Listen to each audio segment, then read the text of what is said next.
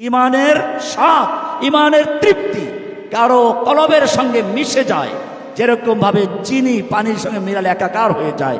কারো কলবের সঙ্গে যদি ইমানটা মিশে যায়, তখন সেই ইমান যত অত্যাচার, জুলুম, নির্যাতন, নিপীড়ন হোক না কেন, কারাবন্দী হোক না কেন, বাড়িঘর লুট হোক না কেন, আপনজন গ্রেপ্তার হোক, সব কিছু চলে যাবে। তারপরও ইমান থেকে চুল পরিমাণ সরাতে পারবে না। সেই ইমানকে কুফাররা ভয় পাবে।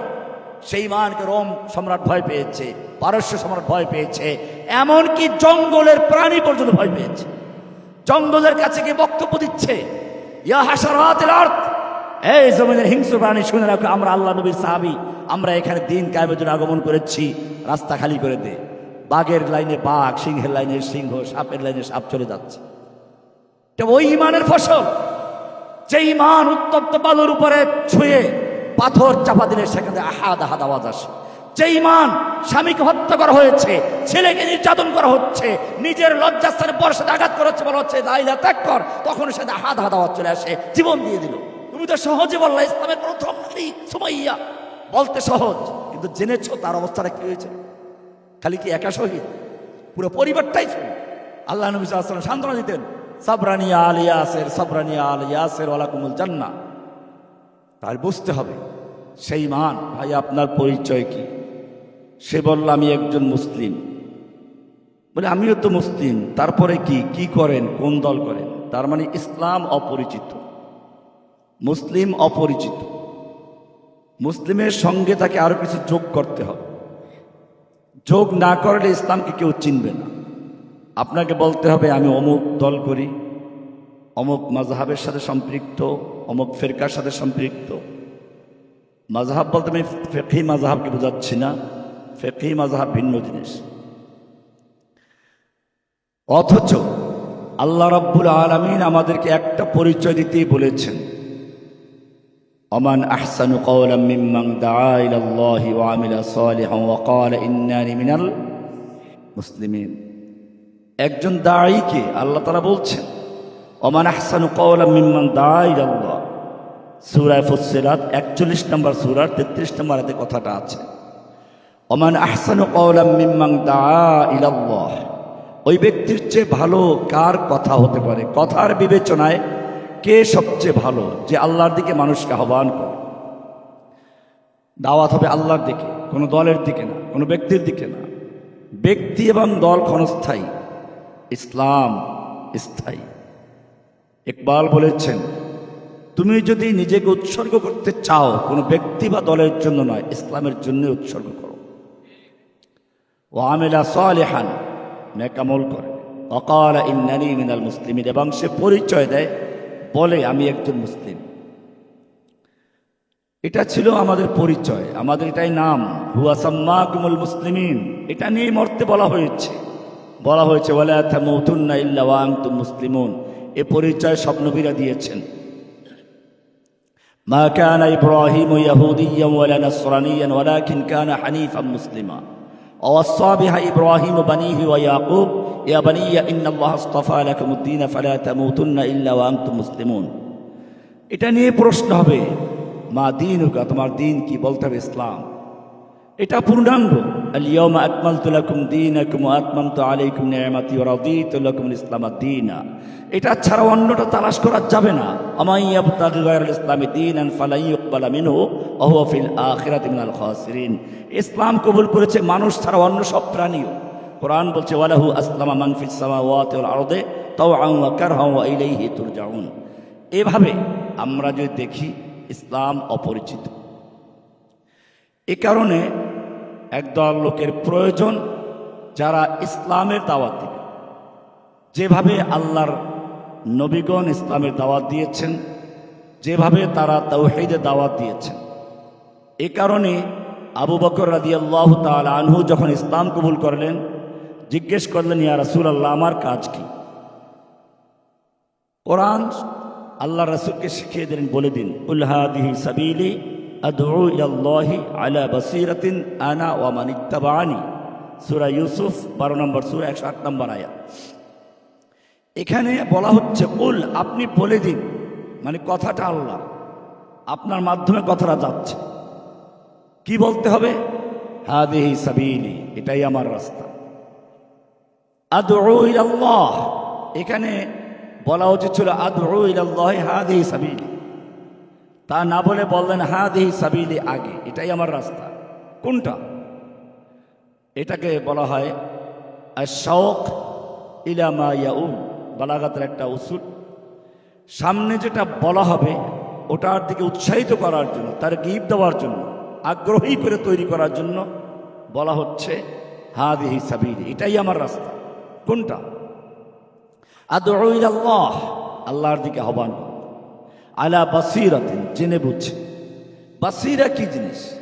একটা বাসারাত, চোখ দিয়ে দেখা, আর একটা বাসীরা, অন্তর্দৃষ্টি দিয়ে দেখা, চিন্তা করা, গবেষণা করা।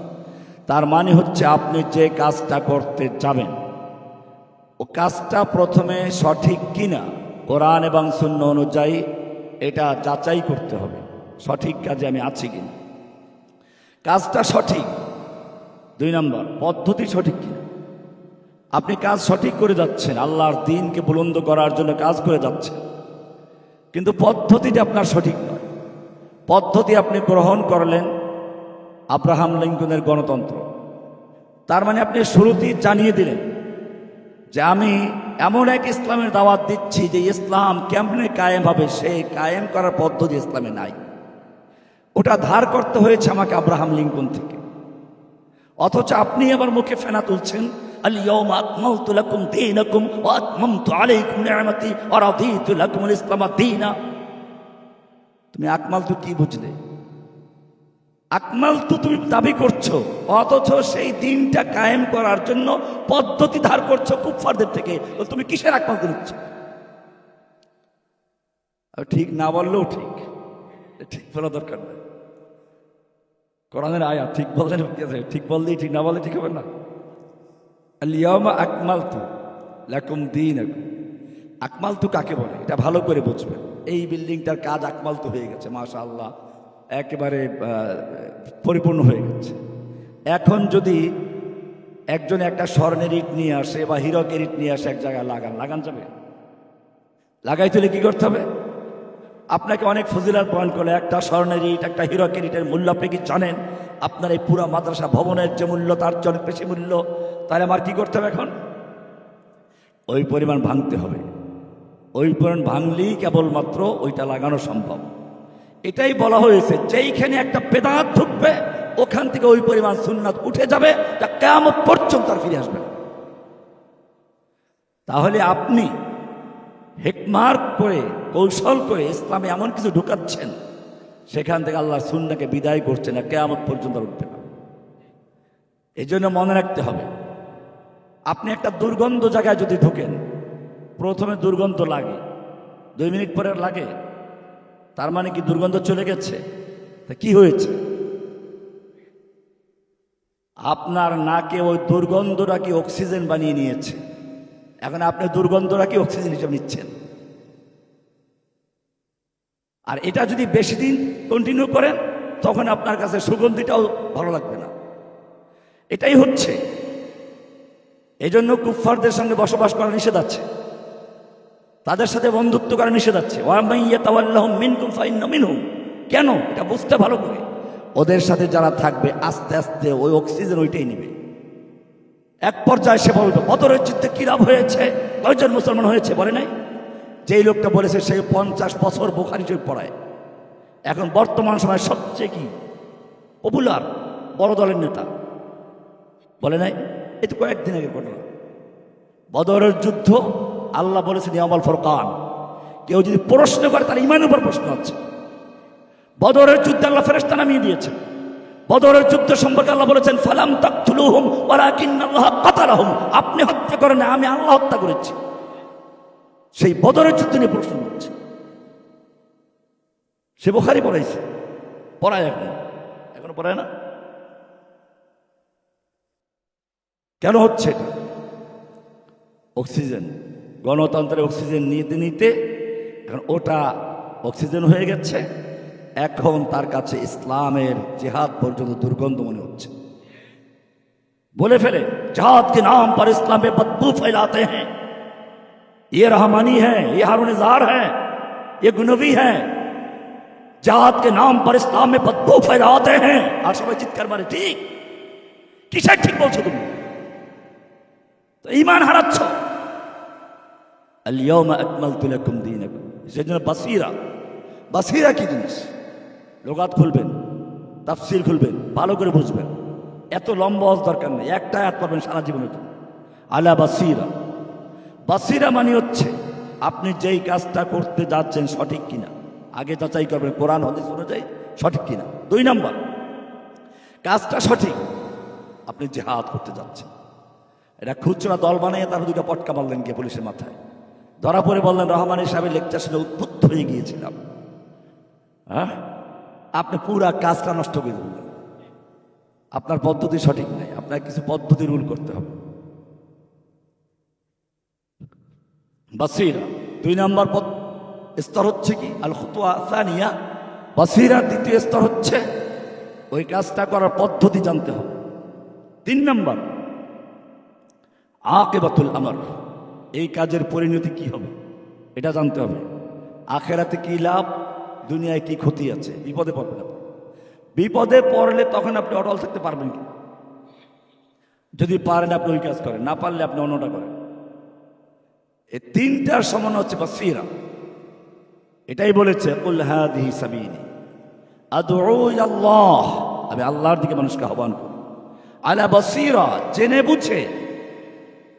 বুঝে বাসিরা। আনা ওয়া মান ইত্তাবানি, কর্মসূচি, এটা আমার কাজ এবং কিয়ামত পর্যন্ত আমাকে যারা অনুসরণ করে, আবু বকর তুমি সহ একেবারে কিয়ামতের আগে যে লোকটা জন্ম করবে তারও কাজ একটাই। তাহলে কাজ আপনার চাওয়া লাগবে না, কোরআন আপনার কাজ দিয়েছে, আপনি কিভাবে কাজ করবেন কাজ আপনাকে দেওয়া হয়ে গেছে। কর্মসূচি দিলেন কে? তাহলে আমার কর্মসূচির কোনো প্রয়োজন আছে এখানে? এখন এই কাজ কেমনে করব সেইটাও আল্লাহ বলেছে, কোরআন পরিষ্কার বলে দিচ্ছে উদউ ইলা সাবিলি রাব্বিকা বিল হিকমা ওয়াল মাউইযাতিল হাসানা ওয়াজাদিলহুম বিল্লাতী হিয়া আহসান। এখানে 3 রকমের লোকের কথা বলা হয়েছে সূরায়ে নাহল 16 নম্বর সূরার 125 নম্বর আয়াত। উদউ ইলা সাবিলি রাব্বিক, তুমি তোমার রবের পথে দাওয়াত দাও। সাবিলের ব্যাখ্যা আমি যাচ্ছি না আজকে, ওইটা দিতে গেলে মূল জায়গাটা আমি হারাই যাব। আপনারা এটা জেনে নেবেন, এটাও গুরুত্বপূর্ণ অংশ। সাবিল কেন বলবেন? সরাসরি বলতেন উদউ ইলা রাব্বিক, উদউ ইলা সাবিলি রাব্বিকা বিল হিকমা, হিকমার মাধ্যমে। এই পাইয়ে গেলাম হিকমা। হিকমা মানে কি? হিকমার মূল অর্থ কি? হিকমার মূল অর্থ হচ্ছে এই যে গরুর মুখে ঠুই পড়ায় না, জানেন কি বলে ওটাকে? ওই যে যাতে করে অন্যের মুখে যেতে পারতে ঠুলি বলে, এটাকে হিকমা বলা হয়। আবার কোন সময় হিকমা বলা হয় রশিটাকেও। হিকমা মিনাল ইস্তাহকা মিনাল মুস্তাহকা মিনাল উহকিমাত, উত্তম বুনুন কিতাবুন উহকিমাত আয়াতুহু, সেখানে কি আছে? উহকিমাত, উত্তম বুনুনকে বলা হয়। আবার কোন জায়গায় বলা হয়েছে হাকিম, মানে হুকুম থেকে, কোরআনুল হাকিম। তো যাই হোক, হিকমা মানে হচ্ছে সহজে কোনো কাজ করা যাচ্ছে না, ওই কাজটা করার জন্য পদ্ধতি অবলম্বন করা, কৌশল অবলম্বন করার নাম কি? ওই কাজটা না করার জন্য কৌশল অবলম্বন করা না। আমরা হিকমা নিয়ে যাচ্ছি কোথায়? কাজটাকে আমরা না করে পারব। আল্লাহ বললেন কুফফারদের সাথে কিতাল করতে হবে, আপনি কিতাল এখন পারেন না, কৌশল অবলম্বন করে কেমনে আপনি করবেন? আপনি করলেন কি কিতালকে বাদ দিয়ে বিকল্প একটা রাস্তা তৈরি করে নিলেন। এটা তো হিকমা না। প্রথম কাজ হচ্ছে হিকমা। তারপরে হিকমার উপরে স্বতন্ত্র লেকচার আছে আমার, যে কুইশা লেকচার দেবেন নরসিংদীতে, তা পুরো হিকমার উপরে। হিকমা দাউদ আলাইহিস সালাম কালে হিকমা শিখিয়েছেন, লোকমানকে হিকমা শিখিয়েছেন। 2 হিকমা এক না, কিছু হিকমা ওহী, কিছু হিকমা হচ্ছে প্রজ্ঞা, ব্যক্তিগত। দাউদ আলাইহিস সালাম ওই যে তার কাছে যে লোকেরা ঢুকে গেছে রাজপ্রাসাদে গিয়ে, হ্যাঁ, এটা কেমনে বুঝলেন?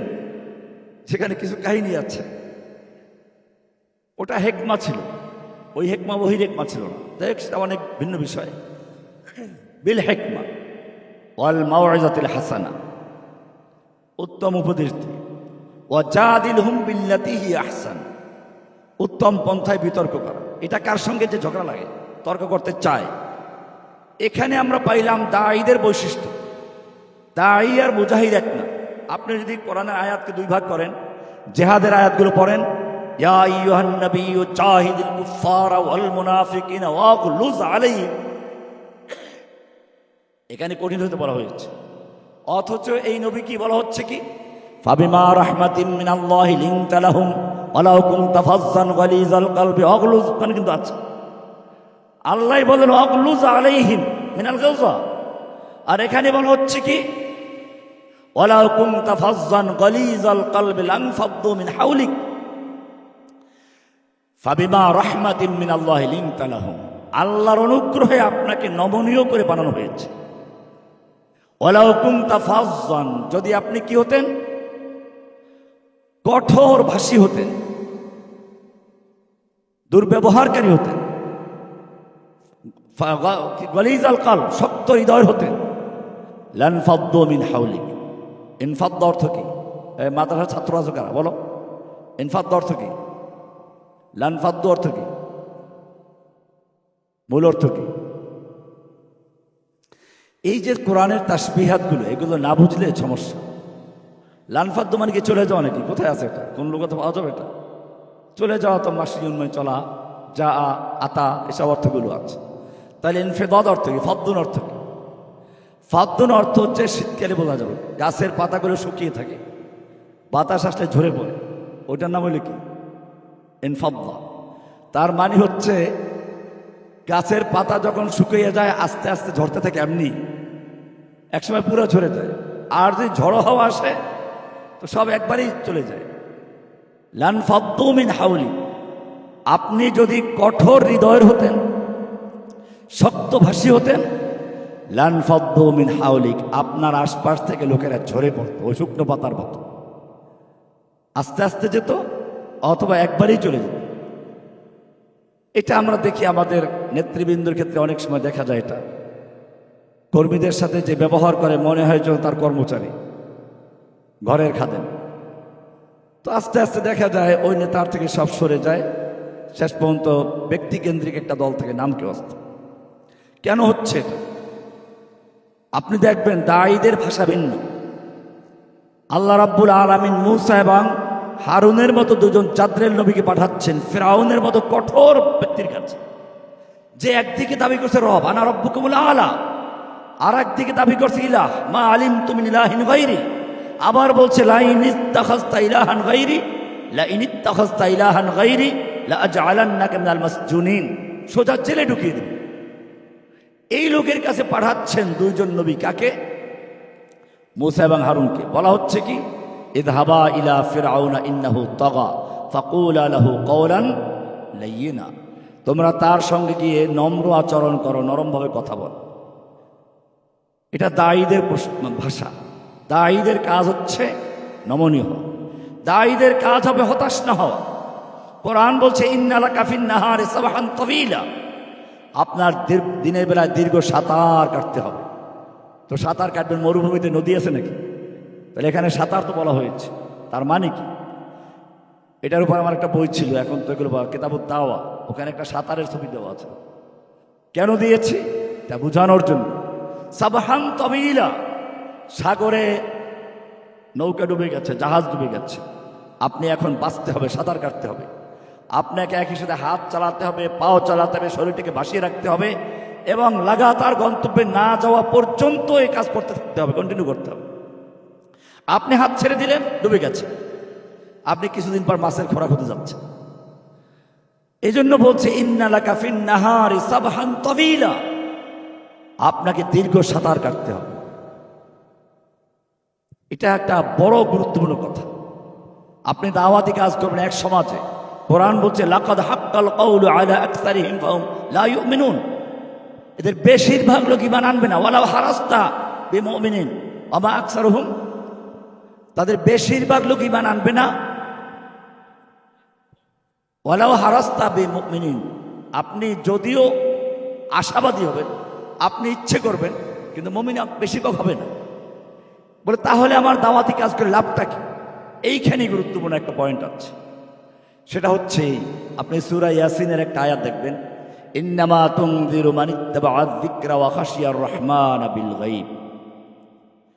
এই লক্ষ লোকের ভিতরে বেশিরভাগ লোক আপনার কথা শুনবে না, কোটি মানুষের বেশিরভাগ শুনবে না, ওর মধ্যে একজন আছে, মান, একজন দুজন, ইত্তাবা'a যিকরা, যে আপনার উপদেশ গ্রহণ করবে, ওয়া খাশিয়ার রহমান, রহমানকে ভয় করে চলবে, বিল গায়ব। এই বিল গায়বের এক অর্থ হচ্ছে আল্লাহকে না দেখে, কিন্তু এখানে মুফাসসিরিন বলে এটা না, এখানে বিল গায়ব মানে হচ্ছে আসলে সে চুপচাপ বসে আছে, তাকে কেউ চিনে না, সে নিজে বিল গায়ব। বিল গায়ব থেকে তারপরে তোমার কথা সে ফলো করছে, ইত্তাবা'a যিকরা। এটাই আমরা দেখেছি, আমাকে কেউ চিনে না, জানে না, কিন্তু সেই সময় অডিও লেকচারগুলো, ওই যে বললো না রিক্সাওয়ালা, এই জেল থেকে বের হয়েও আমি জজ করে ওই যে সামনে হোটেল আছে, ঘরোয়া হোটেল, ওটায় নাস্তা করতে গেলাম, একটা পিচ্চি এই টেবিল মুছে, সে বলে স্যার এদিকে আসেন, এসি রুমে নিয়ে বসাইলো, টেবিল পরিষ্কার দিল, মনে করলাম এটা ওর প্রফেশনাল কাজ। ওটা নাস্তা খাওয়ার পরে বললো যে সাহেব আমি বিল দিয়ে দিয়েছি। কি বল, তুমি বিল দিলে কেন? সাহেব আমি আপনার লেকচার শুনি, আমি তাওহীদ বুঝছি, আপনার লেকচার শুনি। পিচ্ছি, আর তুমি তাওহীদ বুঝো? জি স্যার। তোমাকে বুঝাইলো কে? আর একজন এসিয়ার ছিল হোটেলে, ওখানে অন্য হোটেলে গেছে, ও শিখেছে। এরকম অনেক কাহিনী আছে, আমি একটা উদাহরণ দিলাম। তো পরে আমি আমার সাথে কোর্টে যারা ছিল সবাইকে নিয়ে গেলাম যে চলো ওইখানে নাস্তা করবো আজকে। তো বিষয়টা হচ্ছে ইন্নামা তুনযিরু মান ইত্তাবা'a যিকরা ওয়া খাশিয়ার রহমান বিল গায়ব। তুমি সতর্ক করবে তাকে যে ইত্তাবা'a যিকির, উপদেশ গ্রহণ করে অনুসরণ করবে, ওয়া খাশিয়ার রহমান বিল গায়ব, এবং সে গায়েব থেকে, অপরিচিত থেকেই সে তোমার কথা শুনে যাচ্ছে, সে আমল করবে, এমনি কেউ আছে। এবং আপনি দেখবেন পরবর্তী রুকুতে গিয়ে আল্লাহ তাআলা এখানে আবার ইন্নাকা লামিনাল মুরসালিন থেকে শুরু করে সামনে যেগুলো আছে ওখানে আছে, 2 জন রাসূলকে পাঠাইলাম, ফাআজ্জাজনা বিসালিস, 3 জনকে পাঠাইলাম, এতেও কাজ হচ্ছে না। এরপরে দেখা যায় আল্লাহ বলছেন ওয়া জাআ মিন আকসাল মাদিনাতি রাজুলুন নাকিরা, একটা লোক দৌড়ে আসলো, এসে বলল কি, ইয়া কওমি ইত্তাবিউল মুরসালিন, হে আমার কওমের লোকেরা মুরসালিনদের অনুসরণ করো। এই লোকটা কি? রাজুলুন নাকিরা, মানে এইটা ওই লোকটা যে তোমার কথা সে শুনতেছিল, সেই কি করলো এখন? ওই কওমের লোকদেরকে দাওয়াত দিচ্ছে। এটাই বলা আছে যে দাওয়াত দাও। মনে রাখতে হবে আল্লাহ সুবহানাহু ওয়া তাআলা কোরআনে অনেকগুলো আয়াত বলেছেন, সেখানে বৃষ্টির সঙ্গে আল্লাহ বলেছেন, প্রথম বৃষ্টির আলোচনা করেছেন, এই মেঘগুলোকে আল্লাহ তাআলা এখান থেকে ওখানে নিয়ে যান, এরপরে এটা করেন, তারপরে গিয়ে বলতেছেন কি, যে কাযালিকা ইউহইল্লাহুল মাউতা, আল্লাহ এভাবেই মৃত্যুদেরকে জীবিত করবেন।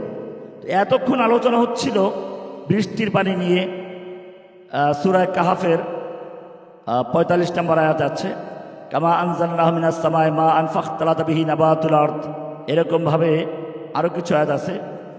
তো এসব আয়াতে দেখা যায় আলোচনা হয়েছে বৃষ্টি সম্পর্কে, মাটিতে বৃষ্টি পড়ে ফসল হওয়া সম্পর্কে। শেষে গিয়ে বলছেন কাযালিকা ইউহইল্লাহুল মাউতা, এভাবেই আল্লাহ মৃত্যুদেরকে জীবিত করবেন। তার মানেটা কি? এটা বোঝাচ্ছেন এটা যে আপনি যে দাওয়াত দিবেন, নবীদের মাধ্যমে আল্লাহ যে ওহীর বৃষ্টি নাজিল করেছেন, বৃষ্টির পানি পড়ে জমিনে, জমিনের মধ্যে কিছু আছে বারারি, মানে ওই যে সাধারণ জঙ্গল, অ্যামাজন জঙ্গলে সব ফলিত আছে, ফল আছে, ফুল আছে, কত রকম গাছ আছে, ওখানে কেউ পানি দেয়, কেউ আগাছা বরগাছা বাছাই করে। তাহলে বৃষ্টির পানিতেই ওখানে সব কিছু যথেষ্ট হয়ে যায়। আবার কৃষকের বাগানেও পানি পড়ে, কিন্তু তারপরে পরিচর্যা করতে হয়। কিছু জমিন আছে যেখানে কোনো পরিচর্যা কাজ হয় না। ঠিক মানুষের কলব 3 রকম, হাদিসে মেশকা দেখে নেবেন আপনারা, মাসালুমা বা আসানি, ওই হাদিসটা বিস্তারিত আছে। মানুষের কলবের মধ্যে একদল মানুষ আছে এরকম, যাদের কলবে ওহীর বৃষ্টি পড়ার সঙ্গে সঙ্গে তারা কবুল করে, কোনো পরিচর্যার প্রয়োজন হয় না। কলবে আবু বকর, কলবে বিলাল, কলবে আম্মার, কলবে ইয়াসির, কলবে সুমাইয়া, কলবে খাদিজা, এগুলো ওহির বৃষ্টি পড়ার সঙ্গে সঙ্গে গ্রহণ করেছে, কোনো রকম পরিচর্যার প্রয়োজন আর বোঝাতে হয় না। কিছু আছে দীর্ঘদিন পর্যন্ত পরিচর্যা করতে হয়, ড্রাগন ফল নাকি অনেক পরিচর্যা করতে হয়, লাইট জ্বালায় দেখেন না। এটা হচ্ছে এক সময় এরা কবুল করবে। আবু সুফিয়ান রাদিয়াল্লাহু তাআলা আনহু, যে লোকটার নেতৃত্বে এতগুলো যুদ্ধ হলো, সে ইসলাম কবুল করেছে কখন? একেবারে মক্কা বিজয়ের মুহূর্তে, রাতের বেলায়। আর এক দল আছে একেবারে কিআন, মরুভূমি, যেখানে কোনো বৃষ্টির পানিতেও কাজ হয় না, কোনো পরিচর্যায় কাজ হবে না। কলব আবি জাহাল, কলব আবু লাহাব, কলব আবি তালেব, এগুলো কোনো কাজ হয় না। তাহলে আমরা যাদেরকে দাওয়াত দিব, এই মানুষগুলোকে আগে বুঝতে হবে। এ কারণে ওই শুরুতে বলেছিলাম একটা আয়াতে, উদউ ইলা সাবিলি রাব্বিকা বিল হিকমা ওয়াল মাউইযাতিল হাসানা ওয়া জাদিলহুম বিল্লাতী হিয়া আহসান। এই তিন রকমের মানুষের কথা এখানে উল্লেখ করা আছে। এটা হচ্ছে আপনার দাওয়াতের প্রথম ধাপ, যে আমাদের প্রথম কাজ হচ্ছে এটা। এর ফজিলত আপনারা অনেক জানেন, আমি সেদিকে যাচ্ছি না। খায়রে উমাম হওয়ার মূল কারণ এটা। এবারে আমরা দাওয়াত কিভাবে কাজ করব, আমাদের মনে রাখতে হবে, আমাদের ইকামতের দিন, খেলাফা যদি কায়েম করতে হয়, আমাদের সর্বক্ষেত্রে লাকাদ কানা লাকুম ফি রাসূলিল্লাহি উসওয়াতুন হাসানা। এই আয়াত কখন নাজিল হয়েছিল, কোন সূরার আয়াত? কয়জনে বলতে পারেন এটা কোন সূরার আয়াত? সূরা আহজাব। তাহলে আহজাব তার মানেই বুঝতে পেরেছেন, যখন সম্মিলিত বাহিনী মদিনায় আক্রমণ করছে, যখন মুনাফিকদের একটা বড় অংশ ফিরে এসেছে, যখন মদিনার আশপাশের কাফের ইহুদিগুলো ওদের সাথে একত্রতা ঘোষণা করেছে, একদিকে দুর্ভিক্ষ, তাহলে কয়টা সমস্যা একাত্র হল। সেই সময়ও আল্লাহর রাসূল সাল্লাল্লাহু আলাইহি ওয়াসাল্লাম যা করেছেন, আল্লাহ বলছেন লাকাদ কানা লাকুম ফি রাসূলিল্লাহি, তার মানে অটল থেকেছেন, তাবিল করেন নাই, ঘুরান নাই যে আমরা এখন কঠিন অবস্থায়, খাদ্য নাই, বস্ত্র নাই, একটু আমরা কি করি কুফফারদের সঙ্গে আতাত করে তারপরে একটু কাজ করি, তারপরে আল্লাহ আমাদেরকে খেলাফত দিয়ে দিবেন, আমরা খেলাফতের কাজ করবো, এটা বলেছেন নাকি? তাহলে এটাও মনে রাখতে হবে। রাসূল সাল্লাল্লাহু আলাইহি ওয়াসাল্লাম সুন্নাহর কথা আমরাও ভুল করি। আমি স্পষ্ট বলি, আল্লাহর রাসূল সাল্লাল্লাহু আলাইহি ওয়াসাল্লাম যখন মক্কায় দাওয়াত দেওয়া শুরু করলেন, তার সঙ্গে আবু বকর, ওমর, ওসমান, হামজার মতো লোক আছে।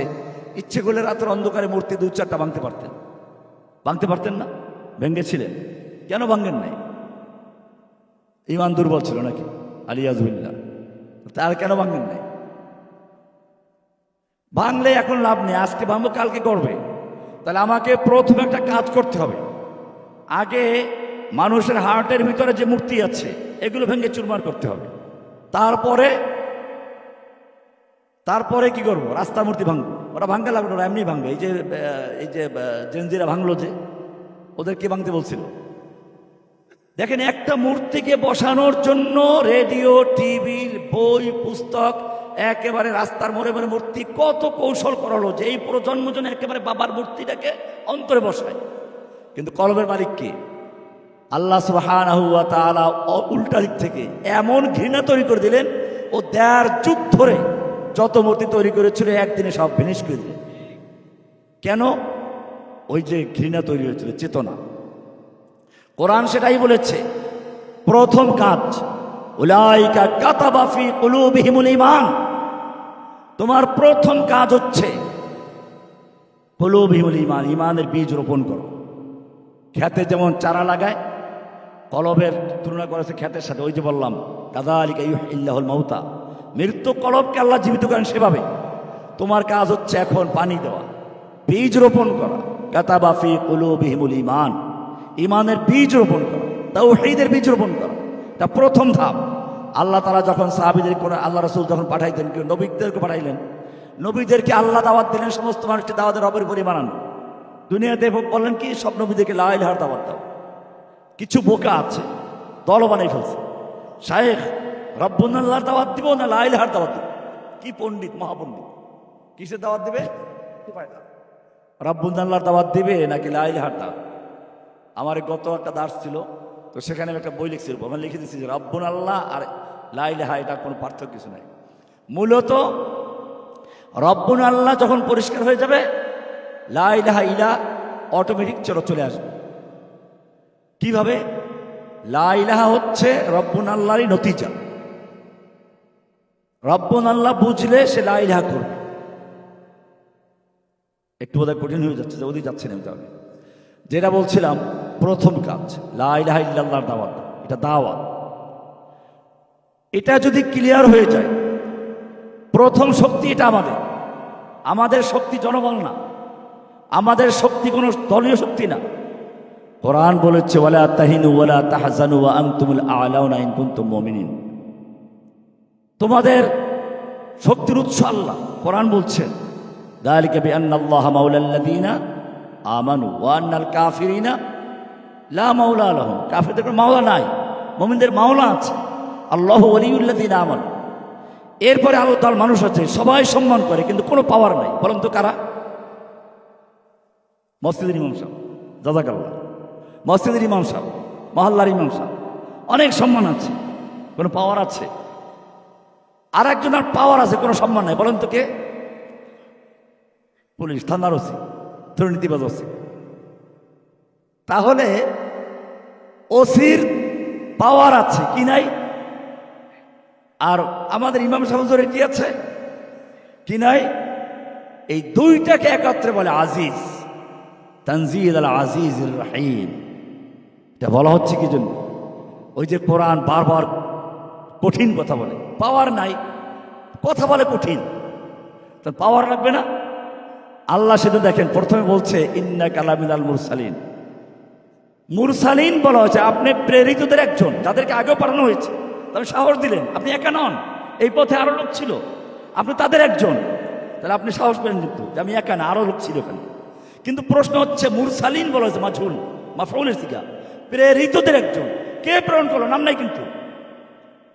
হ্যাঁ, ইন্নাকা লামিনাল মুরসালিন আলা, আবার আলা সিরাতিন আলা, আপনি প্রতিষ্ঠিত, লিস্তাইলা, আপনি হকের উপর আছেন, সিরাতে মুস্তাকিম আছেন, ভয় পাওয়ার কোনো কারণ নাই। কেন এত সাহস দেব কোত্থেকে? আমি তো অসহায়, আমার পক্ষে কোনো লোক নাই, মার খাই, আমার লোকেরা মার খাচ্ছে।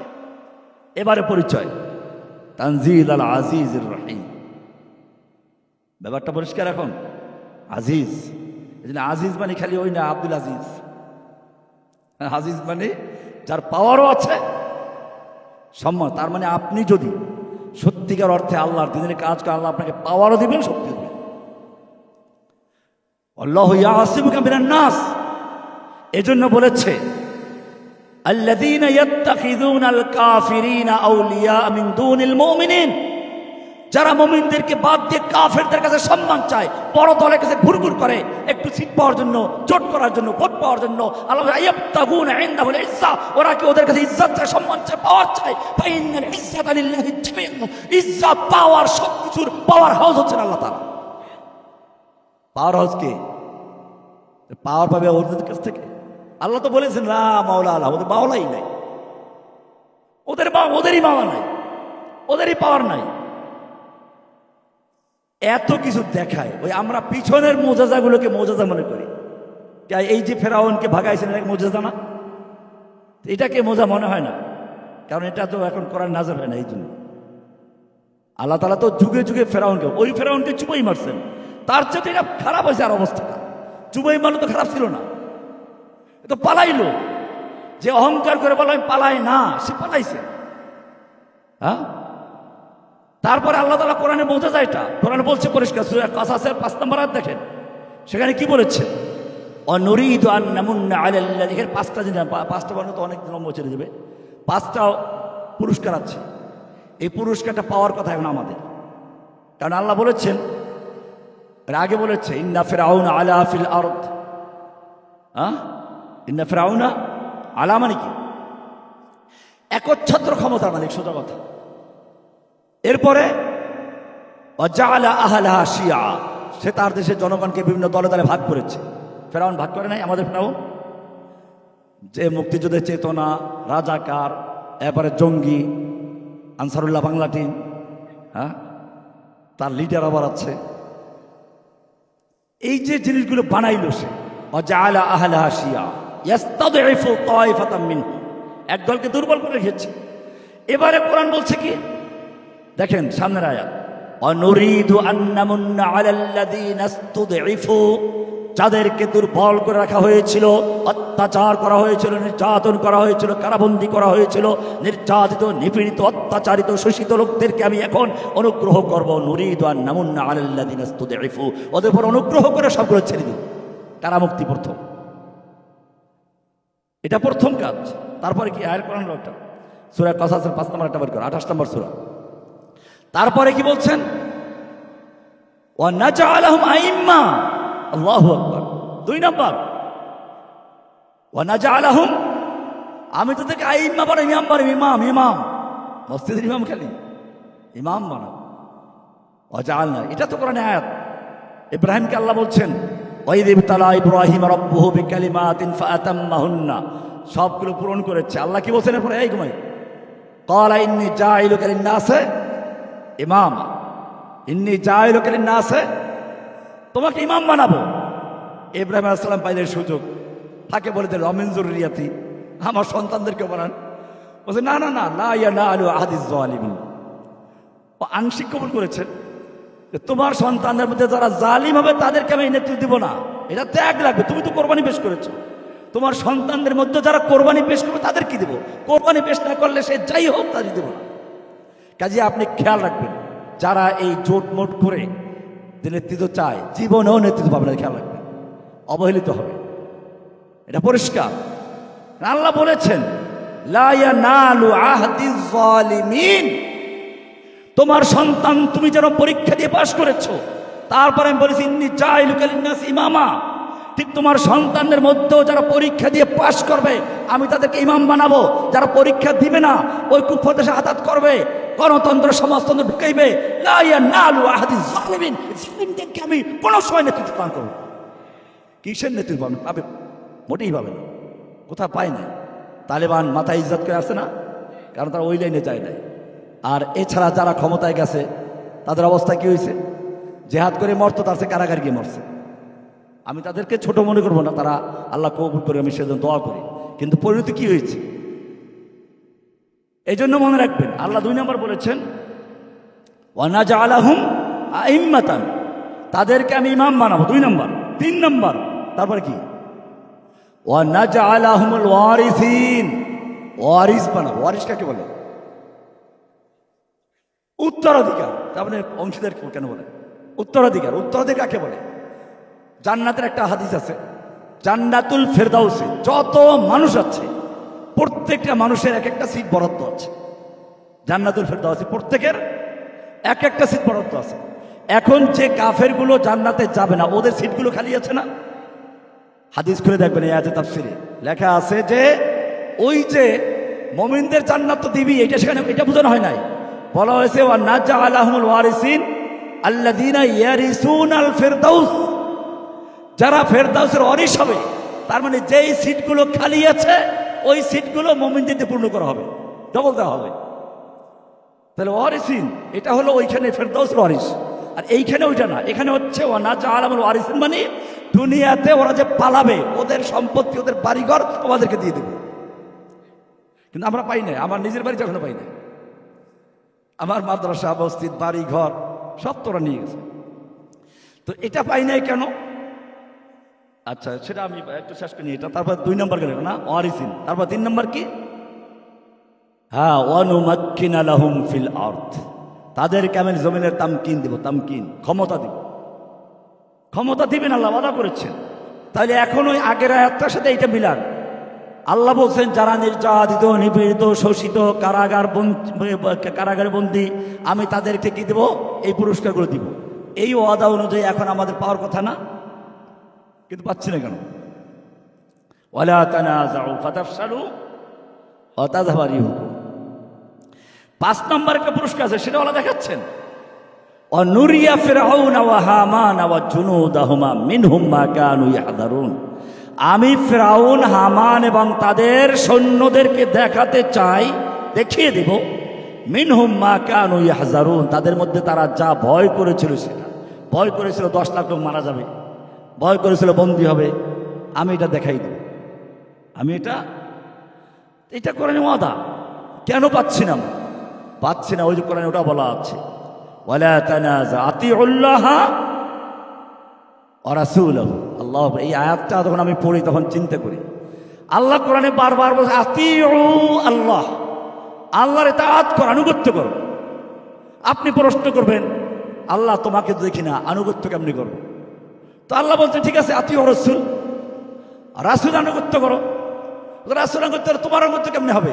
হ্যাঁ, মাইয়ুতিআর রাসূল ফাকাদ আতা আল্লাহ, মাইয়ুতিআর রাসূল, যে রাসূলের আনুগত্য করবে সে আল্লাহর আনুগত্য করলো, এই তো হয়ে গেল। এইখানে বলতেছেন আতিউল্লাহ ওয়া রাসূলাহু ওয়ালা তানাজাউ, পরক্ষণই বলছেন ঝগড়া করো না। ফাতাফশালু, তাহলে ফাসাল হবে, তোমরা কাপুরুষ হবে, ভীরু হবে। ফাতাফশালু মানে ফাসাল, ফাসাল মানে আসলে মূল অর্থ হচ্ছে ওই বীর্য, যেই বীর্যতে বাচ্চা হয় না। কিছু পুরুষ আছে না, যে পুরুষের কি হয় না, বাচ্চা কাচ্চা হয় না, তো ফাসাল হচ্ছে ওইটা। আল্লাহ বলছেন ফাতাফশালু, তুমি কাপুরুষ হবে, ভীরু হবে। ওয়া তাযহাবা রিহুকুম, আর কাফেরের অন্তরে যে তোমাদের একটা প্রভাব আছে ওটা কি হয়ে যাবে? দূর হয়ে যাবে, বরং তোমাদের মধ্যে তাদের প্রভাব পড়ে যাবে। যাই হোক, যেটা বলছিলাম, ও নুরিয়া ফিরআউনা ওয়া হামান ওয়া জুনুদাহুম মিনহুম মা কানু ফাতাফশালু ওয়া তাযহাবা রিহুকুম আই রুবুকুম মিন কুলুবি আদাইকুম, তোমাদের দুশমনদের অন্তর থেকে প্রভাব, তোমাদের যে একটা প্রভাব আছে এটা নষ্ট হয়ে যাবে। সেজন্য প্রথম কাজ হচ্ছে কি করা? আমি যেটা বলছিলাম, প্রথম কাজ তাওহীদে তাওয়াক্কুল। বুখারী যারা পড়েছেন অনেকেই আছেন এখানে ওলামায়ে কেরাম, একটু দেখে নেবেন। আবার বাদশাহ হেরাকেলের যে চিঠিটা, আল্লাহ রাসূল যে চিঠি দিয়েছিলেন, বাদশাহ হেরাকেলের হাতে পৌঁছল, তখন সে ফিলিস্তিনে ছিল। বলল যে দেখো, মক্কার কোনো ব্যবসায়ী দল এখন সিরিয়া ফিলিস্তিনে আছে কিনা। আল্লাহর নবীর ওই সময়কে সবচেয়ে বড় দুশমন তখন ওইখানে আবু সুফিয়ান এবং তার কাফেলা ডেকে আনা হলো। বলল যে তোমাদের মধ্যে বংশের দিক থেকে মুহাম্মদ সাল্লাল্লাহু আলাইহি সাল্লামের সবচেয়ে কাছের কে? আবু সুফিয়ান বলল আমি। সামনে বসো, বাকিদের পিছনে বসালো, দোবাসী আনলো, বলল দেখো আমি ওকে প্রশ্ন করবো, সঠিক বললে তোমরা সমর্থন দিবা, মিথ্যা বলে ধরাই দিবা। অনেকগুলো প্রশ্ন, একটা প্রশ্ন, ওয়াহাল ইয়ারতাদ্দু আহাদুন আন দীনিহি সাখতাতান লিদীনিহি বা'দা আন ইয়াদখুলা ফীহি, তার দিন গ্রহণ করার পরে কোনো ব্যক্তি তার দিনের প্রতি অসন্তুষ্ট হয়ে দিন থেকে সরে গেছে, মোরতাদ হয়ে গেছে, এর কোনো নজির আছে কি? আবু সুফিয়ান তখনও কাফের, বলল না, এর কোনো নজির নাই।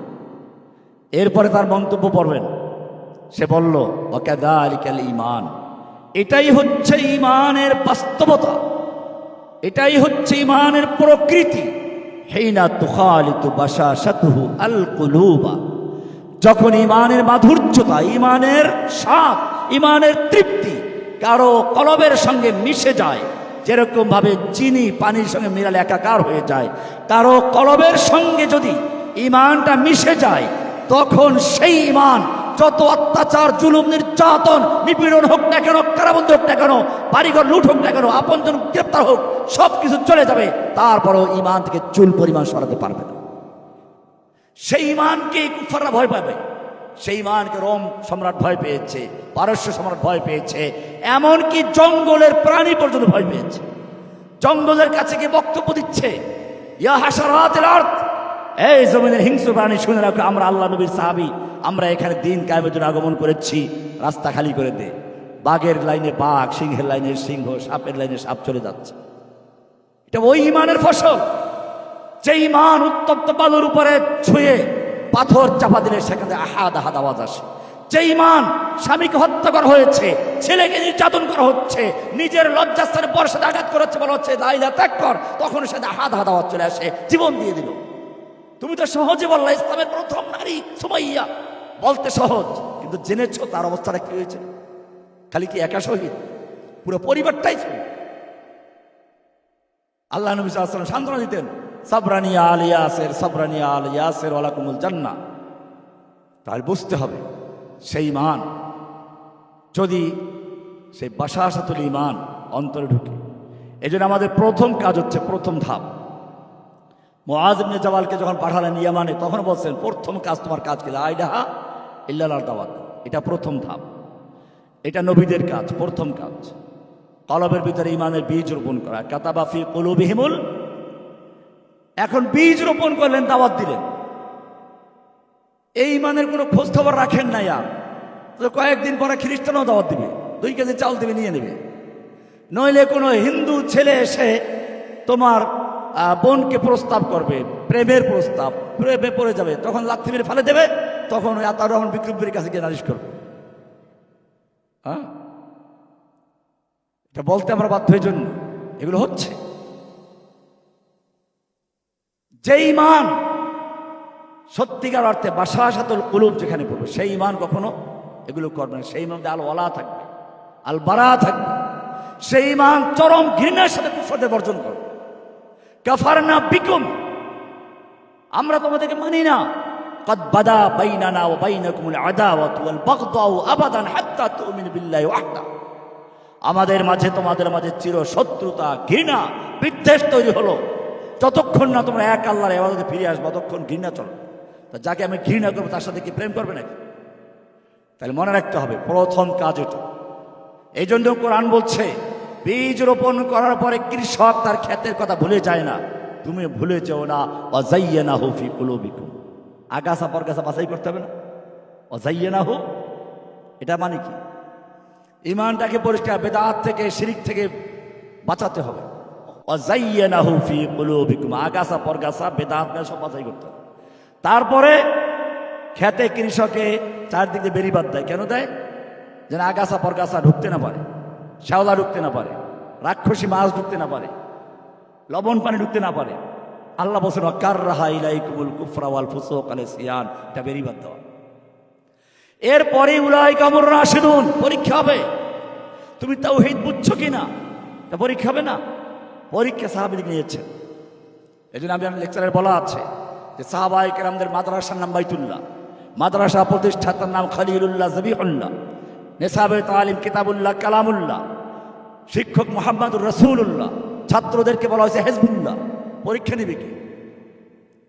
পরীক্ষা নেওয়ার জন্য শিক্ষকের চেয়ে বড় যোগ্য লোকের দরকার। পরিদর্শনে যারা আসে, ভিজিটার যারা আসে, শিক্ষক যেখানে স্বয়ং রাসূলুল্লাহ, ছাত্র যারা হিজবুল্লাহ, এর পরীক্ষা নেওয়ার দুনিয়ার কোনো শক্তি আছে? পরীক্ষা বলছেন কি উলাইকাল্লাযী নামতাহানাল্লাহ। কি সুন্দর কথা, মিলান না? মাদ্রাসার নাম কি বলেন? জোরে বলেন, মাদ্রাসার নাম কি? প্রতিষ্ঠাতা খলিলুল্লাহ জবিহুল্লাহ, দুইটা একসাথে বলবেন, কারণ ওখানে বলা আছে ওয়াইদ ইয়ারফা ইব্রাহিমুল কওয়াইদ মিনাল বাইতি ওয়া ইসমাঈল, কাজে একজন বাদ দেবেন কেন? আবার বলেন, মাদ্রাসার নাম, প্রতিষ্ঠাতা নেসাবে তালিম কিতাবুল্লাহ কালামুল্লাহ, শিক্ষক মুহাম্মদুর রাসূলুল্লাহ, ছাত্র উলাইকা হিজবুল্লাহ।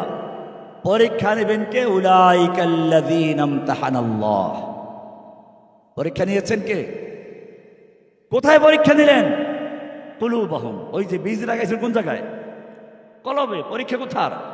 উলাইকাল্লাযীনা ইমতাহানাল্লাহু কুলুবাহুম লিত্তাকওয়া। কলবের পরীক্ষা হচ্ছে। পরীক্ষা হচ্ছে কোথায়? এসি রুমে বসাইয়া? হ্যাঁ, ফ্যান তো দূরে গেছে, এখন মসজিদে পৌঁছেছি, হ্যাঁ, হুজুরের খানকায় হয়েছি, এ নিয়ে গর্ব আছে। 2 কোটি টাকা, 200 কোটি টাকা দিয়ে মসজিদ বানিয়েছেন কেউ কেউ। আমি জেলখানা দেখেছি, পত্রিকায় আসছে 200 কোটি টাকা দিয়ে একটা মসজিদ নির্মাণ করেছেন কোন একজন বড় আলেম। এগুলো নাম বলতে গেলে তো মুশকিল, আমি শত্রুতার জন্য বলছি না, আফসোস করে বলছি। এটা নাম বললে এই মজলিসও আমার অনেক বিরুদ্ধে চলে যাবে। আমি তো এমনি তো বোঝেন না, যে এইসব বলেই তো ঝামেলা করছে। এখন যদি নাম বলি এখন অনেকে খেপে যাবেন, কিন্তু খোঁজ না গান কে সে? 200 কোটি টাকা দিয়ে কি করছেন? একটা গ্রামে মসজিদ তৈরি করেছে। অথচ আমাদের কত ভাইরা জেলখানায়, 1 লাখ টাকা হলে আমার ভাইকে বের করতে পারে। কোন অবদান আছে? আল্লাহর নবীকে যারা গালিগালাজ করলো অশ্লীলভাবে, চরমভাবে, সেই গালিগালাজ যারা করলো তাদের বিরুদ্ধে অ্যাকশন নিল, তারা আজকে জেলখানায় ফাঁসির রশি নিয়ে ঝুলে আছে। হ্যাঁ, কোন অবদান আছে? কোন অবদান নাই। কিয়ামতের মাঠে যখন তুমি হাউজে কাসারে পানি খাওয়ার জন্য যাইবে নবীর হাতে, তুমি হাদিস শুনাও, আল্লাহর নবী বেদাজ দেখতে পারেন সোকান সোকান লিমান গাইয়ের বাদী, আর তুমি যখন চাইবে তখন যে আল্লাহর নবী বলেন, এই আমাকে যারা গালিগালাজ করেছিল, আমাকে যারা চরম অপমান করার চেষ্টা করেছিল, তাদেরকে যারা কোপাইছিল, তারা জেলে ছিল ফাঁসি রশি মাথায় নিয়ে, তুমি তাদের জন্য কি করেছো? আমি তো কিছুই করি নাই। সোকান ভাবে এখান থেকে, তোমার রাখতে পারবে না। এজন্য মনে রাখতে হবে, এটা আফসোসের বিষয়। এজন্য বলেছেন ওয়াকাররাহা ইলাইকুমুল কুফরা ওয়াল ফুসুকা ওয়াল উলাইকা হুমুর রাশিদুন। আল্লাহ পরীক্ষা নিচ্ছেন, এসি রুমে বসাইয়া না, এসি মসজিদ বসে না, পরীক্ষা বদরে, পরীক্ষা উহুদে, পরীক্ষা হুনাইনে, পরীক্ষা তাবুকে, পরীক্ষা মওতায়, পরীক্ষা ইয়ামামায়। উলাইকা হুমুর রাশিদুন, উলাইকা হুমুল ফাইজুন, উলাইকা হুমুল মুফলিহুন, উলাইকা হুমুল মুমিনুন হাক্কা। তারা হক মুমিন। কেমন মুমিন? এর সূরা হাসরটা বের করো, সূরা হাসর। মুহাজির হিজরত করে গেছে, আনসার আশ্রয় দিয়েছে, তাদেরও কিছু নেই, তাদের চিত্র কোরআন তুলে ধরেছে ওয়ায়ুসিরুনা আলা আনফুসিহিম ওয়ালাউ কানা বিহিম খাসাসা। এখন খয়বর বিজয়ের পরে সম্পদ হাতে আসছে, সম্পদ হাতে আসলে যারা আশ্রয় দিল, যারা ব্যয় করলো, তাদের পাওয়ার কথা না? এইটা পড়বেন এখন, যেখানে দেখাচ্ছি সূরা হাসর 59 নম্বর সূরা, এর 6 নম্বর আয়াতে 7 নম্বর আয়াতে পড়বেন, মা আফা আল্লাহু আলা রাসূলিহি মিন আহলিল কুরা। আহলে কুরা বিজয়ের পরে, অর্থাৎ খয়বর বিজয়ের পরে যে সম্পদ হাতে আসলো, এটা বন্টন হচ্ছে। খেয়াল করেন, প্রথমে কি ফালিল্লাহি, আল্লাহর জন্য।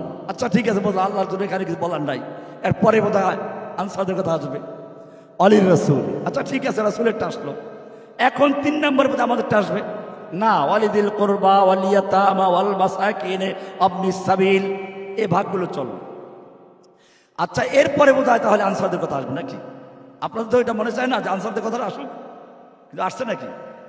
এরপরে আসলো কি, লিল ফুকারাইল মুহাজিরিন আল্লাযীনা উখরিজু মিন দিয়ারিহিম ওয়া আমওয়ালিহিম ইয়াবতাগুনা ফাদলাম মিনাল্লাহি ওয়া রিদওয়ানা ওয়া ইয়ানসুরুনাল্লাহ রাসূলা উলাইকা হুমুস সাদিকুন। এটা বলতে আসলো না? এই সব দেওয়ার পরে এবারে লাস্টে কি বলছেন দেখেন, কত সুন্দর করে আল্লাহ দেখেন আনসারদের কথাটা বলেছেন, ওয়াল্লাযীনা তাবাওয়াউদ দারা ওয়াল ঈমানা মিন ক্বাবলিহিম ইউহিব্বুনা মান হাজারা ইলাইহিম ওয়ালা ইয়াজিদুনা ফি সুদুরিহিম হাজাতাম মিম্মা উতু ওয়া ইউসিরুনা আলা আনফুসিহিম ওয়ালাউ কানা বিহিম খাসাসা ওয়া মান ইউকা শুহ্হা নাফসিহি ফাউলাইকা মুফলিহুন। লাস্টে গিয়ে কি সুন্দরভাবে তার কথা বলেছেন, আল্লাহু আকবার। আমরা একজন মেহমানকে আশ্রয় দিলে কয়েকদিন পরে যায় না কেন? এখন এই রোহিঙ্গাদেরকে আশ্রয় দিয়ে এখন একটা কাটা, মানে গলার কাটা বেজে গেছে।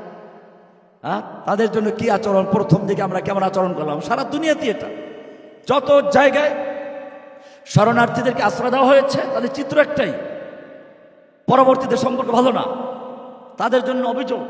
আর এখানে আল্লাহ বলছেন ওয়াল্লাযীনা তাবাওয়াউদ দার ওয়াল ঈমানা মিন ক্বাবলিহিম ইউহিব্বুনা মান হাজারা ইলাইহিম। তাদের কাছে যারা হিজরত করেছে তাদেরকে তারা ভালোবাসে, তার মহব্বত অন্তরে মিলান হয় নাই। ওয়ালা ইয়াজিদুনা ফি সুদুরিহিম হাজাতাম মিম্মা উতু।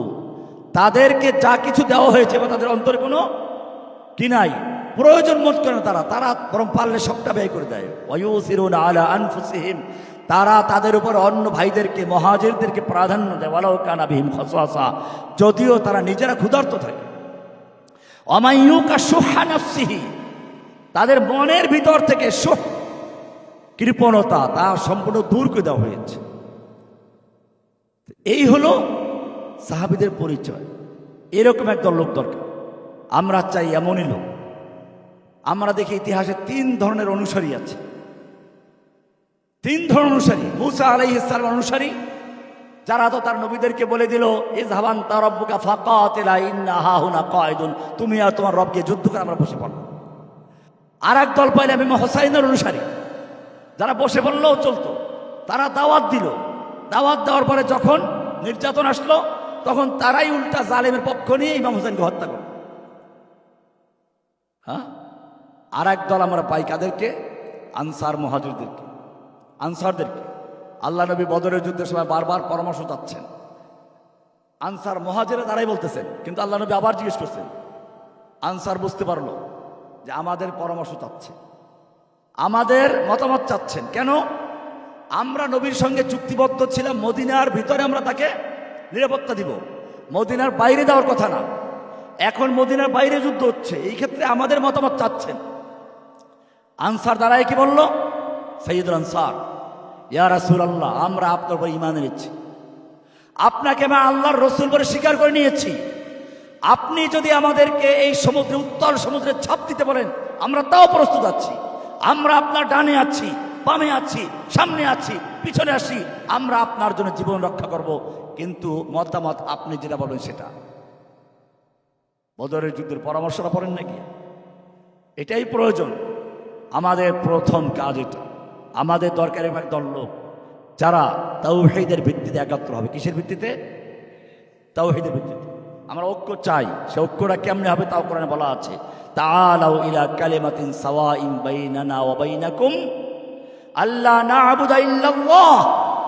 এক আল্লাহ ছাড়া কারো আমরা আনুগত্য করব, দাসত্ব করব, ইবাদত করব।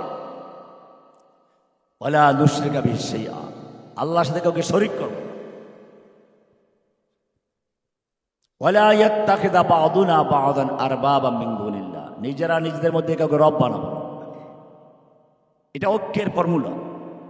এই জন্য মনে রাখতে হবে, আমরা যে বিষয়টা প্রথম আমাদের যে কাজ, তা হচ্ছে আল ইদাদ আল কলবি, তাওহীদের দাওয়াত। এটা হলো প্রথম ধাপ। দ্বিতীয় ধাপ, ইদাদের দ্বিতীয় ধাপ, ইদাদে সিলাহি আসলিহা। আল্লাহ তাআলা আদম আলাইহিস সালামকে সবকিছু শিক্ষা দিলেন, ফেরেশতাদেরকে শিখান নাই। বললেন পারলে তোমরা বলো। আচ্ছা ধরেন এই যে আমার সামনে যারা আছে মাদ্রাসা টিচাররা আছে, ওনারা ওনার দুই ছাত্রের একজনকে পরীক্ষার আগে প্রশ্ন উত্তর সব শিখিয়ে দিয়েছে, একেবারে প্রশ্ন ফাঁস করে দিলে উত্তর শিখিয়ে দিয়েছে, আর এক ছাত্রকে শিখান নাই। কাজটা কি ঠিক হবে? তো আল্লাহ তাআলা ফেরেশতাদেরকে শিখান নাই, আদমকে শিখাইলেন। প্রশ্ন করছেন, আদম বলে দিলেন, ফেরেশতা বলে দেন নাই। এখানে ফজিলতের কি আছে? তাহলে এটা কেন হলো? আসল বিষয়টা এখানে না। আসল হচ্ছে আদমকে আল্লাহ কেন শিখাইলেন, ফেরেশতাদেরকে কেন শিখান নাই, এই জিনিসটা। আল্লাহ তাআলা দেখাতে চাইলেন ফেরেশতাদেরকে শিখান নাই, তোদের প্রয়োজন নাই, তোদেরকে আমি এই কাজের জন্য তৈরি করি নাই। আদমকে শিখিয়েছেন মানে আদমকে আমি সৃষ্টি করেছি খলিফা হিসেবে, তাকে খেলাফতে দায়িত্ব পালন করতে গেলে এই জিনিসগুলোর পরিচয় জানতে হবে, কাজগুলো জানতে হবে। ওই জিনিসগুলোর মধ্যে তাফসির দেখবেন, একটা তাফসির যে সংক্ষিপ্ত তাফসির, এই যে কি জানি কয় তাফসিরে জালালাইন, ওখানে দেখবেন হাত্তাল মিলাকা, চামচের কথা আসছে। তো চামচের কথা কেন আসলো? তার মানে লোহা, লোহার ফজিলত, লোহা কোন কাজে লাগবে এটা অনেকে শেখানো হয়েছে। এরপরে স্পষ্ট আয়াত নিয়ে আসেন সামনে, ওয়া আলান্না লাহুল হাদিদ, দাউদ আলাইহিস সালাম বলা হচ্ছে তাকে লোহা নরম করে দিয়েছে। কেন? চামচ বানাবার জন্য নাকি? আনি'মাল সাবিগাত, সাবেগাত মানে কি? পুরা দেহ ঢেকে রাখে এরকম বর্ম তৈরি করার। সাবেগাত মানে কি? লৌহ বর্ম। আনি'মাল সাবেগাত আকাদ্দির ফিস সারদ, লৌহ বর্মের মাপ যেন ঠিক মতো হয়। তারপরে আটকাবার জন্য বুতাম দরকার না, লোহার বুতাম, এগুলো ভালো করে বানাও, পরিমাণ মতো বানাও, যেন এলেমালো না হয়, যুদ্ধের সময় যুদ্ধ করতে কষ্ট না হয়। এটা গেল দাউদ আলাইহিস সালামের মধ্যে। বলে আমাদের কি আছে? আমাদেরকে একটা সূরা দিয়ে দিয়েছে, হাদিদ। কি দিয়েছেন? সূরা আল হাদিদ। ওখানে বলা আছে কি, ওয়া আনজালনাল হাদিদ ফি বাসুন শাদীদ ওয়া মানাফিউ লিন-নাস ওয়া লিয়া'লামাল্লাহু মান ইয়ানসুরুহু ওয়া রুসুলুহু বিল গায়ব। সূরা হাদিদের 25 নম্বর আয়াত। ওখানে একই আয়াতে দুইটা অংশ। কয় অংশ? এক আয়াতে কয় অংশ? এই যে একটা একটা মুতালাজিম, একটা এতক্ষণ বলেছি প্রথম অংশ, এতক্ষণ আলোচনা করেছি। লাকাদ আরসালনা রুসুলানা বিল বাইয়িনাত ওয়া আনজালনা মাআহুমুল কিতাবা ওয়াল মিজানা লিয়াকুমান নাস বিল কিসত। এটা এক অংশ, কিতাব দিয়েছে। দ্বিতীয় নম্বর একটা বলেন কি, ওয়া আনজালনাল হাদিদ, আমি নাজিল করেছি লোহা। কি নাজিল করেছি? তা লোহা নাজিল করেছি। কেন নাজিল করলেন? চামচ বানাইয়া মিষ্টি খাওয়ার জন্য, পোড়া মুরগি খাওয়ার জন্য, কাঁটা চামচ। কি জন্য? ওয়া আনজালনাল হাদিদ ফি বাসুন শাদীদ, এর মধ্যে প্রচন্ড ক্ষমতা। প্রচন্ড ক্ষমতা কি? ও সময় তো তীর তরবারি চলত, বর্ষা চলত, প্রচন্ড ক্ষমতা। এখন আমরা দেখতে পাচ্ছি স্থলে ট্যাঙ্ক চলে, আকাশে জেট বিমান চলে, সাগরে সাবমেরিন চলে। আল্লাহ এর জন্য লোহা নাজিল করেছেন। ওয়ালিয়া'লামাল্লাহু মান ইয়ানসুরুহু ওয়া রুসুলুহু বিল গায়ব। এরপরে বলেছেন ওয়াইদু লাহুম মাস্তাতাতুম মিন কুওয়া, এদাত করো, তোমাদেরকে লোহা দিয়েছি, অস্ত্র দিয়েছি, জনবল দিয়েছি, পেট্রোল দিয়েছি, স্বর্ণ দিয়েছি, সব দিলাম কি জন্য? বিলাসিতা করার জন্য না। ওয়াইদু লাহুম মাস্তাতাতুম মিন কুওয়া, কুয়া অর্জন করো, এদাত করো, কুয়াত অর্জন করো। কুয়ার ব্যাখ্যাটা কি? কুয়া সবটাই লাগে। ওই যে এতক্ষণ ছিল আধ্যাত্মিক কুয়া, এখন আস্তে আসলাহিয়াত কুয়া, দুইটাই লাগবে। আমি বলে থাকি যে পাকিস্তান যেদিন পারমাণবিক বোমা তৈরি করেছে, পারমাণবিক বোমা পরীক্ষা চালিয়েছে, ওই দিন ইন্ডিয়ার মাথায় এমনি ঢুকে গেছে। আর আগ পর্যন্ত পাকিস্তানকে পাত্তাই দিত না। তাহলে আপনার যদি পাওয়ার থাকে, আপনি রাস্তা দিয়ে হেঁটে গেলে মানুষ এমনি রাস্তা খালি করে দেবে। আর পাওয়ার না থাকলে 100 ফুইলেও কেউ রাস্তা খালি করবে, কেউ আরো মজাক করবে। এটাই আমরা করি, আমরা বাঁশি ফুয়াই, 1 লাখ লোক মিছিল করি, ওরা বোম মারে, আমরা মিছিল করি। আমরা সেই যুগ যুগ ধরে লক্ষ লক্ষ লোকের মিছিল করে আসছি, তাদের কোনো খবর নেই, দুশমন আমাদের ভয় পায়। অথচ আল্লাহ বলেছেন ওয়াইদু লাহুম মাস্তাতাতুম মিন কুওয়া আমির রিবাতিল খাইল, অশ্বারোহী বাহিনী তৈরি করো। কাদেরকে বলা হচ্ছে? ওই যে এতক্ষণ যে লোকগুলো কথা বললাম, নিজেরা না খাই থাকে, আর এক দল গেছে যারা বাড়িঘর ত্যাগ করে চলে গেছে, কিচ্ছু নাই, তাদেরকে বলছে আমির রিবাতিল খাইল, অশ্বারোহী বাহিনী বানাও। একটা দূরে ঘোড়া পারলে বাহিনী হবে নাকি? খাইল বাহিনী। ঘোড়া পারলে তো খালি ঘোড়া পারলে হবে না, ঘোড়ার খাওয়ান দেওয়া লাগবে না, ঘাস খাওয়া লাগবে না, তারপরে ঘোড়া ট্রেনিং দেওয়া লাগবে না, ঘোড়ার পিঠে অশ্বারোহী যোদ্ধা লাগবে না, অস্ত্র লাগবে না, ঘোড়ার জিন লাগবে না, এরপরে ঘোড়ার পায়ে নাল পরাইতে হবে না, ওটার জন্য কারখানা লাগবে। তো ঘোড়া বাহিনী তৈরি করো মানে কি? বুঝতে পেরেছেন? কত কিছু আছে ভিতরে। তুমি না খাই থাকো সমস্যা নাই, কিন্তু এইটা বানাও। ওয়াইদু লাহুম মাস্তাতাতুম মিন কুওয়া আমির রিবাতিল খাইল, অশ্বারোহী বাহিনী তৈরি করো। ওই সময় সবচেয়ে দ্রুতগামী বাহন, সবচেয়ে যুদ্ধের বড় অস্ত্র। এখন তার জায়গায় সুপার ট্যাঙ্ক, সুপার যে যুদ্ধ বিমানগুলো, যে বিমান আছে, হ্যাঁ, সুপার সাবমেরিন, এগুলো এখানে আসবে। আমির রিবাতিল খাইল কেন তৈরি করব? তুরহিবুনা বিহি আদুওয়াল্লাহি ওয়া আদুওয়াকুম, সূরা তওবার 60 নম্বর আয়াত। তুরহিবুনা বিহি, তুরহিবুনা কি? ইরহাব। ইরহাব মানে কি? ইরহাব মানে কি? আরে ইরহাব, বর্তমানে ইরহাব শব্দের অর্থ কি জানেন? আরে আরব দেশে গেলে দেখবেন পত্রিকা আসে, আমার দাদা আমাদেরকে সন্ত্রাসী বলে, ওখানে বলে ইরহাবি। কি বলে? ইরহাবি। ওসামা বিন লাদেন ইরহাবি, সন্ত্রাসী। জসিমুদ্দৌলা রহমানি 3 নম্বর ত্রিপল সন্ত্রাসী। তার মানে আমাদের একটা আইন আছে, সন্ত্রাস বিরোধী আইন। ওই আইনে আমার বলতে মামলা 3টা। কয়টা? প্রথমে একটা দিছে, ওটা যথেষ্ট না, আরেকটা দিছে, যথেষ্ট না, লাস্টে আমার এই যে ধরে নিয়ে গেল গেট থেকে, এসব আরেকটা দিল, ত্রিপল সন্ত্রাসী। আমি মনে করে বোধহয় বললাম যে ভালো হয়েছে। কোরআন বলছে তুরহিবুনা বিহি আদুওয়াল্লাহি ওয়া আদুওয়াকুম, ওদের কলিজার মধ্যে ত্রাস সৃষ্টি করো, ভয় ঢুকিয়ে দাও। তা আমি ত্রিপল ত্রাস সৃষ্টি করেছি তোদের কলিজার মধ্যে, জেনে রাখবি। ওটা তো আছে, আমি তো ত্রিপল ত্রাস।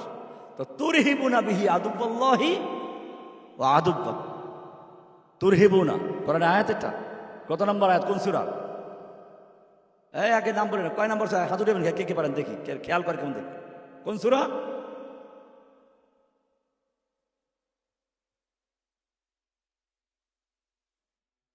এটা সূরা তওবার 60 নম্বর আয়াত দাও তো।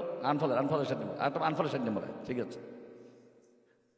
আনফালের 60 নম্বর আয়াত, ঠিক আছে, সূরা আনফালের 60 নম্বর আয়াত। তাহলে এখানে বলা আছে তুরহিবুনা বিহি আদুওয়াল্লাহি ওয়া আদুওয়াকুম। তাহলে ইরহাব করতে হবে আমাদেরকে। বাকি ইরহাবের জন্য আপনাদেরকে বলছি না, শুরুতে আমি বলেছি পটকা মটকা মারতে যাবেন না। এখন এই পটকা মটকা মেরে আমাদের অনেক বড় ক্ষতি হয়ে গেছে। হ্যাঁ, এই জন্য মনে রাখবেন, দুশ্মনরা তো এগুলোই চায়। 2-1টা পটকা মারবেন, এই অজুহাত দিয়ে সবাইকে ধরে জেলে ঢুকেই। আমরা দুশ্মনদেরকে এই অস্ত্র হাতে তুলে দেবো না ইনশাআল্লাহ। সংঘবদ্ধ হন, সুপরিকল্পিত কাজ করে। আমি শুধুমাত্র একটা পয়েন্ট আজকে আলোচনা করলাম।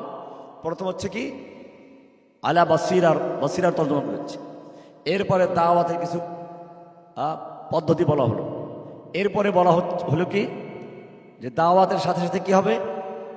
এদাত। এই দুইটা কাজ আমরা আপাতত করি। আর এই জন্য আমাদেরকে ঐক্যবদ্ধ হও। ইনশাআল্লাহ যেন ঐক্যবদ্ধ হই। এত লোক দরকার হয় না। সাহাবীরা কি এত লোক ছিলেন নাকি? আমরা যখন যেখানে যেখানে শত শত লোক, হাজার হাজার লোক, এত লোক থাকার পর আমরা কেন পারি না? আমাদের এখানে এখনো ত্রুটি বিচ্যুতি আছে। সেই জন্য আমাদের প্রথম কাজ হচ্ছে সত্যিকার অর্থে কোরআন সুন্নাহর সহিহ ইলমটা অর্জন করা। 2 নম্বর কাজ ইত্তেহাদ, ইত্তেফাক, ঐক্য থাকা। 3 নম্বর কাজ দাওয়াতি কাজটা ভালোভাবে করা। কাতাবা ফি কুলুবিহিমুল, এই কর্মসূচি দিলাম কয় নম্বর সূরা থেকে? শুরুতে বলেছিলাম, একেবারে শুরুতে আমি একটা আয়াত দিয়ে শুরু করেছিলাম, কুল হাযিহি সাবিলি আদউ ইলাল্লাহি আলা বাসীরা আনা ওয়া মান ইত্তাবা'আনি। এটা আমাদের কর্মসূচি। কোন সূরা আছে?